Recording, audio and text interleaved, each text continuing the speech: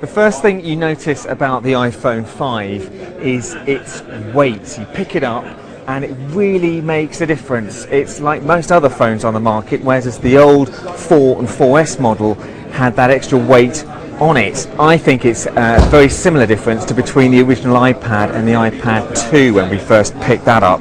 You'll also notice that although it's a similar design, it's slightly longer. Apple have made it the same width across, but it's a longer screen, a 4-inch screen rather than a 3.5-inch screen, which is definitely the way the market is going. The processor is twice as fast, and you can see that in the way that certain applications work. Let me take the old one away and show you, for example, Maps. We go into Maps, we've got a flyby here, and we can actually rotate around. This is Big Ben in London, and you can see this is photorealistic as we move across the city. It's very impressive, especially with that fast processor under the hood.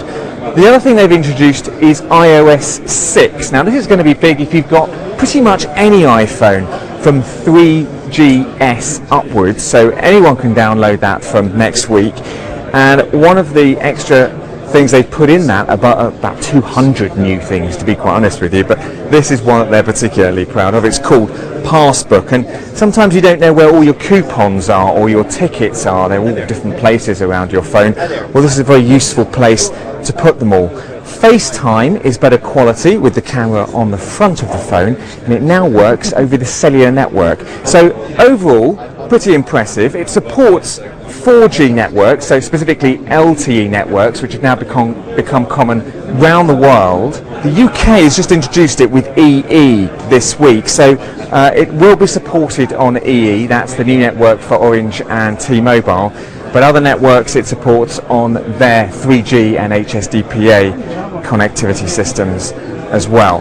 There was speculation that it would include NFC, near field communication. That's not inside this handset, and we've got a new connector they're calling Lightning, taking up much less space, which is how they've made it 20% thinner and 20% lighter.